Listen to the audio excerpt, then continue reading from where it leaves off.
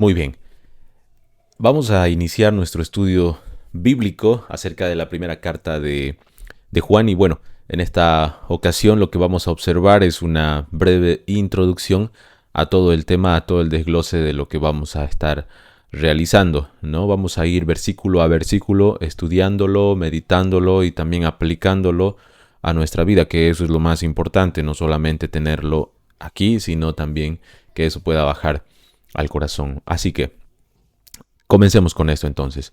Primera carta de Juan. Veamos un poco la introducción. Estamos en un mundo en el que se encuentra lleno de variantes y lleno de inconstantes. Y no estoy hablando del mundo de hoy, estoy hablando del mundo antiguo. Esto es lo que ocurría en el mundo del apóstol Juan. El mundo grecorromano es aquel mundo común entre los griegos y los romanos. En este mundo, en este tipo de mundo, siempre había espacio para una religión más. Siempre había campo para algo más que pueda o quiera añadirse, siempre y cuando que esta religión que se va a añadir no sea una religión exclusivista, es decir, que no piense que es la única que tiene la verdad, sino que existen muchísimas verdades. Un relativismo muy, muy grande. Entonces, la religión en ese tiempo era el centro de adoración de innumerables de dioses falsos. Entre ellos nosotros tenemos a Asclepio, tenemos también a Atenea, tenemos a Zeus, tenemos a Dionisio Baco, tenemos a Cíbeles, Apolo y Artemisa.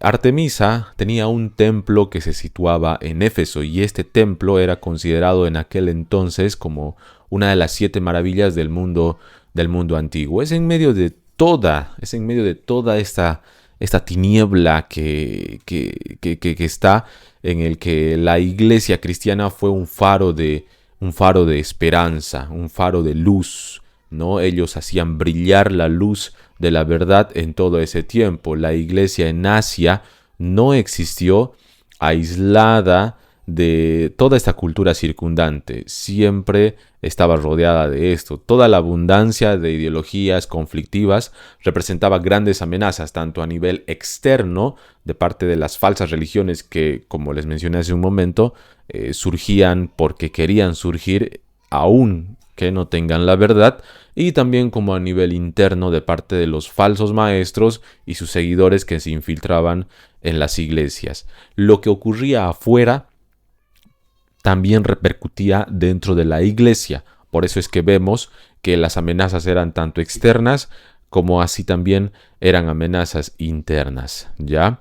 Y bueno, toda esta presión que nosotros observamos estaba teniendo sus efectos en la iglesia de Asia. Algunas iglesias se habían dividido, y habían salido de ellos falsos profetas, falsos maestros y sus seguidores. Primera de Juan, capítulo 2, versículo 19, dice así: salieron de nosotros, pero no eran de nosotros, porque si hubieran sido de nosotros, habrían permanecido con nosotros.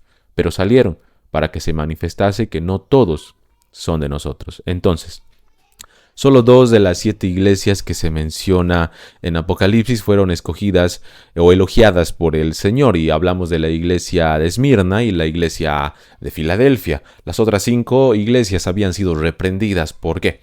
Por la mundanalidad y por tolerar las falsas doctrinas. Éfeso, Pérgamo, Tiatira, Sardis y la Odisea fueron duramente reprendidas por estas 2 cosas que habían ingresado a la iglesia. Entonces, fue en este lugar, en este espacio, en este contexto, donde se hacía más real lo que Pablo dijo en Efesios 6:12, porque no tenemos lucha contra sangre y carne, sino contra principados, contra potestades, contra los gobernadores de las tinieblas de este siglo, contra huestes espirituales de maldad en las regiones celestes. Juan había llegado muchos años antes a Asia y se estableció en Éfeso. Aunque él ya era un hombre anciano, se dice aproximadamente de unos 80 años de edad, 80 y tantos por ahí, su edad no había disminuido el celo ardiente que él tenía por la verdad. Eso no era ningún tipo de impedimento, ¿no? Entonces, en nuestra era inclusivista del secularismo, el relativismo posmoderno, las sectas de la nueva era y los militantes de las religiones del mundo, las palabras de advertencia y convicción del apóstol son a la vez oportunas, irrelevantes. ¿Qué palabras? Toda la primera carta de Juan. Es completamente palabras de advertencia y de convicción. Son muy oportunas y muy relevantes también para el mundo en el que nosotros vivimos. Todo lo que ocurría en ese tiempo del apóstol Juan, cuando él estaba desarrollando ministerio, vemos que de alguna manera muy similar también hoy por hoy ocurre. Una era inclusivista. ¿Escuchas? ¿No es cierto? Por todas las noticias y en el mes de junio suena y resuena bastante lo que es la inclusión, ¿no? ¿De quiénes? De este colectivo, ¿no? Del colectivo que hoy por hoy es un colectivo muy, muy grande. Entonces, mira, como siempre, la iglesia las ignora para su propio peligro. Y aquí un poco de reflexión. ¿Cómo está desarrollándose la iglesia en medio de todo esto? Lo que Juan hace aquí es enviar una carta, ¿para qué? Para ayudar, para apoyar, para fortalecer, para animar a la iglesia a seguir adelante. Y la iglesia tenía que dar una respuesta a todo esto, ¿no? Pero hoy por hoy vemos que muchas iglesias ignoran todo esto, se introduce eso a la iglesia y tenemos iglesias mundanas y también falsas doctrinas dentro de nuestra iglesia. Así que eso es lo primero que podemos observar en cuanto a un poco del contexto en el que estamos desenvolviéndonos nosotros y bueno, en lo que vamos viendo en esta introducción, ¿no? Hablemos un poco acerca del autor. Desde el siglo I hasta finales del siglo XVII, la Iglesia identificó al apóstol Juan como el autor de esta carta. No hay duda alguna de que él fue aquel que escribió esta epístola, ¿no? Si revisamos nosotros obras de finales del siglo I, encontraremos posibles y definitivas alusiones a esta carta. Mira cuáles siguientes obras hacen mención o hacen citas de esta primera carta de Juan. Primera y segunda a los Corintios, pero no del apóstol Pablo, sino de Clemente de Roma. El Didache o Didaje, como algunos lo pronuncian, la epístola de Bernabé, el pastor de Hermas, la epístola de Diogneto, las apologías y el diálogos de Trifón, de Justino Mártir, la epístola a los filipenses de Policarpo y los escritos de Papías, contemporáneo de Policarpo. El primer escritor que citó directamente Primera de Juan y nombró al apóstol como su autor fue Ireneo de León. En las últimas décadas del siglo II, ¿no? Su testimonio, el testimonio de Ireneo, es muy, muy relevante, es muy significativo, es muy especial. ¿Por qué? Porque se trata, hermanos, de alguien que fue discípulo de Policarpo, y Policarpo fue también discípulo del apóstol mismo. Entonces tenemos al apóstol Juan, tenemos a Policarpo y tenemos a Ireneo. Entonces hay una secuencia allí que nos presenta a nosotros un testimonio significativo para poder determinar de que Juan es el autor de esta carta. Yo sé que es un poquito, tal vez para algunos irrelevante hacer mención de esto, pero para otros es muy importante también entenderlo para aquellos que están más involucrados dentro de lo que es la doctrina o la teología, más a profundidad. Hay otros que también reconocieron la autoría del apóstol Juan sobre esta carta y son personajes del segundo, tercer y cuarto siglo también, ¿no? Clemente de Alejandría, Tertuliano, Orígenes, Dionisio de Alejandría, Cipriano de Cartago y también Eusebio de Cesarea. Tenemos nosotros también evidencia interna, todo lo que está dentro de la carta, dentro de la epístola que muestra que el apóstol Juan es el autor.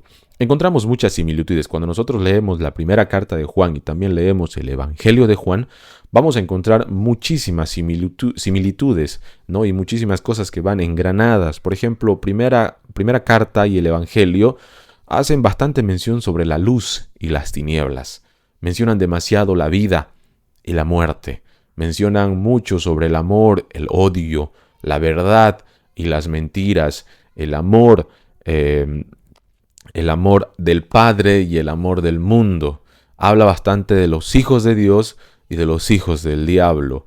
estar en el mundo, pero no ser del mundo, conocer a Dios o no conocer a Dios, tener vida eterna o no tener vida eterna, ¿no? Entonces son cosas que son comunes entre ambos escritos. Son cosas comunes entre ambos escritos. Ahora, otra de las cosas que también nos presentan a nosotros como argumento para poder determinar de que Juan es el escritor de esta carta es el estilo gramatical que se utiliza. Son muy parecidos con el Evangelio de Juan. Hay una pregunta que debemos respondernos ahora. Ya estamos determinando quién es el que escribió, es el apóstol Juan, pero ¿quién era Juan? ¿Quién era Juan? Juan era el menor de los hijos de Zebedeo. Juan era un próspero pescador en el lago de Galilea que poseía su propia barca y tenía jornaleros contratados, dice Marcos 1:20, y luego los llamó y dejando a su padre Zebedeo en la barca con los jornaleros, le siguieron. Entonces, ahí vemos nosotros al apóstol Juan. La madre de Juan era Salomé. Marcos 15:40 y Mateo 27:56 nos muestran a nosotros referencias sobre esto. Dice también, habían algunas mujeres de lejos, entre las cuales estaban María Magdalena, María la madre de Jacobo el menor y José, y Salomé. Y en Mateo 27:56, ustedes pueden revisar en sus Biblias, dice, entre los cuales estaban María Magdalena, María madre de Jacobo y de José, y la madre de los hijos de Zebedeo. Es una referencia cruzada con Marcos 15:40, donde se refiere a Salomé. Esta mujer, Salomé, contribuyó económicamente al ministerio del Señor Jesús. En Mateo 27:55 y 56 dice que ahí había muchas mujeres, entre las cuales estaban también la madre de Zebedeo, quienes le servían al Señor Jesús, le servían al Señor Jesús. Y es esta mujer también que pudo haber sido la hermana de María, la madre de Jesús. Juan 19:25 dice que estaban junto a la cruz, junto a la cruz de Jesús, su madre y la hermana de su madre, María, mujer de Cleofas, y María Magdalena. Ahora dice ahí su madre y la hermana de su madre, ¿no? Si ese es el caso, nosotros estaríamos hablando de que Juan era no solamente un discípulo del Señor Jesús, sino que también tenía un parentesco carnal, hablando más de lo fisiológico o del ADN, digámoslo así, ¿no? Ellos llegarían a ser primos. Entonces, tenemos también de que Juan era el discípulo de Juan el Bautista. En Juan 1:35 al 40 nosotros vemos aquí referencias. Cuando Juan el Bautista bautiza al Señor Jesús, nosotros nos damos cuenta también ahí de que uno de los discípulos de Juan el Bautista deja de seguirlo a él al escuchar de que aquí está el Mesías, aquí está el Cordero de Dios, ¿no? Entonces deja de seguirlo a Juan el Bautista y comienza a seguir al Señor Jesús. Juan era discípulo de Juan el Bautista. Y por último tenemos lo que ya todos conocemos, que él era parte del círculo de los 12 apóstoles, y ahí están las referencias en Mateo 17:1 y Marcos 5:37. Este era Juan y este era el autor, o es el autor de esta primera carta, Hablemos un poco acerca del lugar y de la fecha en la que se escribe. No se tiene datos muy exactos de cuándo y dónde se escribió esta carta. Lo más probable es que Juan lo haya escrito en la última parte del siglo I en Éfeso. Ahora, de acuerdo a la tradición, Juan pasó las últimas décadas de su vida ahí, en Éfeso, supervisando las iglesias en la región y escribiendo su evangelio. El evangelio escrito aproximadamente en el año 80 a 90 después de Cristo y sus 3 epístolas del 90 al 95 aproximadamente. Si te das cuenta, hay una cercanía entre el evangelio y las epístolas que escribe, ¿no? Es lo único que podemos decir en cuanto al lugar y la fecha de la escritura. No hay algo muy concreto, algo muy exacto. ¿Por qué escribe el apóstol Juan esta carta? ¿Qué lo motiva a escribir? No es que un día él se levantó y dijo, pues bueno, voy a escribir una carta, hace tiempo que no escribo y voy a hacer algo, ¿no? No es ese el propósito, ¿no? La predicación de Pablo fue hecha realidad en este tiempo. Cuando revisamos Hechos 20, 29 al 30, dice lo siguiente: porque yo sé, dice el apóstol Pablo, que después de mi partida entrarán en medio de vosotros lobos rapaces, que no perdonarán al rebaño, y de vosotros mismos se levantarán hombres que hablen cosas perversas para arrastrar hasta así a los discípulos. Esta predicción del apóstol Pablo, si no era bien directa a las iglesias que estaba ministrando el apóstol Juan, pero sí era una referencia general para toda la iglesia universal, estaba siendo una realidad en el tiempo del apóstol Juan. Habían surgido falsos maestros, habían sido influenciados por las corrientes religiosas y tendencias filosóficas del día, y esos herejes que estaban contagiando las iglesias con falsas doctrinas. ¿Cuál era esa falsa doctrina que estaba muy sonada en ese tiempo? Era el gnosticismo. ¿Qué es el gnosticismo? El gnosticismo era una mezcla de varios sistemas de pensamiento: pagano, judío y casi cristiano. Lo que se vivía en la sociedad, lo que pensaban los judíos, y esto lo convertía en algo casi cristiano, ¿no? Bueno, los casi cristianos, los judíos y los paganos, y lo convertía en algo casi cristiano. ¿Por qué casi cristiano? Porque todo esto era influido por la filosofía griega, y más por lo que escribía este filósofo muy conocido, que es Platón. Este enseñaba que la materia era intrínsecamente mala y que el espíritu era bueno. Es decir, que todo lo que nosotros vemos en nosotros mismos, nuestro cuerpo, era malo. El cuerpo es malo, la materia es mala, pero el espíritu es bueno, ¿no? Entonces esa falsa doctrina, hermanos, llevó a muchos creyentes de aquel tiempo a cuestionar la deidad de Cristo y negar también la humanidad de Él, ¿no? Mencionaban también en ese tiempo que el cuerpo simplemente era una prisión del espíritu. El espíritu está encarcelado en este cuerpo, ¿no? Entonces, el cuerpo en sí es malo, pero el espíritu es bueno. Alguno podrá decir, pero eso no tiene nada de falso, por así mencionarlo, y no tiene nada de herético. ¿Qué puede ocasionar tener ese tipo de pensamiento? No es nada malo, no es un pensamiento que alguien tiene y ya está, ¿no? Y no, hermanos, hay que tener muchísimo cuidado con esto. Y bueno, ¿por qué esto es terrible? ¿Por qué? Hermanos, sabemos nosotros de que los pecados que nosotros cometemos, dice también el apóstol Pablo, aquel que fornica o aquel que peca contra su propio cuerpo, peca, ¿no? Contra su propio cuerpo peca. El pecado cometido en el cuerpo no tenía relación con el espíritu, eso es lo que decían ellos. Si pecamos en el cuerpo no importa, porque al final el cuerpo solamente es una cárcel del espíritu, y el espíritu es bueno, ¿no? Juan declara, hermanos, categóricamente lo siguiente: si decimos que no tenemos pecado, nos engañamos a nosotros mismos, y la verdad no está en nosotros. Si decimos que no hemos pecado, ¿a quién le hacemos mentiroso? A Él.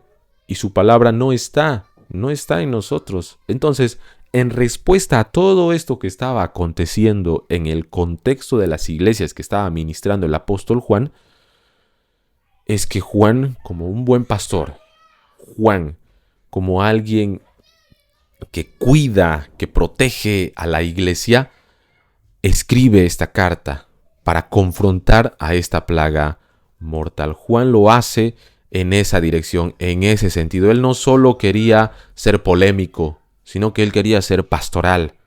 Él no solo quería refutar a los falsos maestros, sino también consolar a los verdaderos cristianos. Muchos pueden estar enfocados ¿en qué? En que se refute la herejía a costa de cualquier cosa, cuando lo que debemos hacer, hermanos, es refutar, sí, las herejías, pero con mansedumbre, pero refutarlo siempre con amor, nunca con el objeto de dañar a los demás, sino considerándonos a nosotros mismos, ¿no? Considerándonos a nosotros mismos. Entonces, eso es lo que nosotros tenemos en cuanto a la ocasión y el propósito por el cual escribe el apóstol Juan. Veamos un poco acerca del destino y los lectores. Las iglesias a las que se dirigió estaban probablemente ubicadas en Asia Menor, cerca del hogar de Juan en Éfeso. Poco se sabe acerca de estos destinatarios, si era una iglesia particular, si eran todas las iglesias, pero creemos que se trataba sobre todo de gentiles, debido a la ausencia de citas del Antiguo Testamento y a la advertencia final contra la idolatría, ¿no? Creemos que se dirige a todos los gentiles. Entonces, hermanos, miren, ¿cuánto necesitamos nosotros aprender de esto? No hemos visto todavía ningún versículo, pero creo yo, al menos yo, salgo muy desafiado estudiando un poco acerca del contexto en el que se encontraba el apóstol Juan y la ocasión y las circunstancias en las que él escribe. ¿Cómo nos mueve a nosotros a pensar en que lo que ocurría en ese tiempo con la iglesia también pasa hoy por hoy, pero de una manera diferente en alguna forma, ¿no? Pero, hermanos, la iglesia siempre ha tenido conflicto, siempre ha tenido lucha, siempre ha tenido amenaza. Siempre ha tenido amenaza. Ahora, ¿cómo nosotros podemos ir aplicando todo esto a nuestro ministerio, a nuestras vidas, a nuestro andar diario como hijos del Señor? Y aquí vamos a tener algunas aplicaciones, hermanos. ¿Ya? Usted tiene su material, usted puede revisarlo también ahí para seguir todo el estudio que vamos a estar desarrollando. Entremos a algunas aplicaciones. La primera, el mundo de Juan, al igual que el nuestro, también era un mundo con sus problemas. Problemas que el Señor usó para el bien de su iglesia. El mundo nuestro también tiene sus dificultades, también tiene sus ideologías, pero la actitud que debemos tomar es la actitud de Juan, de ser luz y de contrarrestar las enseñanzas erróneas. De ser luz y contrarrestar las enseñanzas erróneas. No se trata solo de contrarrestar, sino que en medio de hacer la apología, ser luz. Ser luz para que otros puedan ver a Cristo en cada uno de nosotros. Todo esto se lo hace, hermanos, con amor. En segundo lugar, si tú eres pastor, y me dirijo a aquellos que están a cargo de una iglesia, ¿qué estás haciendo con la grey que el Señor te ha dado? ¿Qué estás haciendo? Imitar a Juan sería identificar los errores doctrinales y corregirlos, pero con mucho amor y con gracia. Se escucha mucho por ahí acerca de lo que es el amparo espiritual de los pastores, ¿no? Algunos tienen sus padres espirituales, lo llaman así. Yo sé que algunos lo hacen por cariño a esas personas que los han guiado al Señor, ¿no? Pero el Señor Jesucristo dijo, hay uno solo, ¿no? El Padre. Él es el Padre bueno. Él es aquel que merece toda la gloria y toda la honra. Ahora, nosotros, como encargados de alguna obra que el Señor ha puesto en nuestras manos, ¿qué es lo que debemos hacer?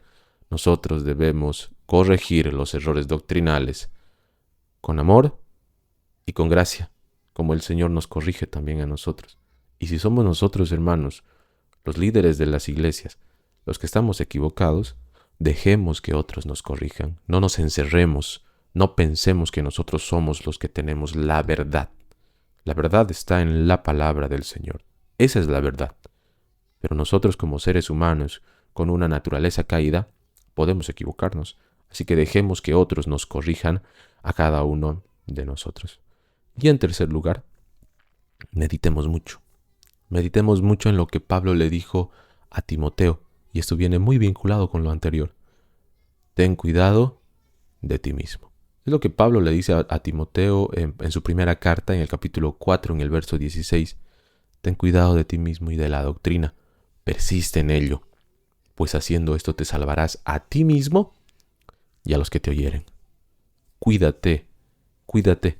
Estudia la Escritura para no caer en errores que pueden contradecir lo que la misma Escritura afirma de manera muy clara.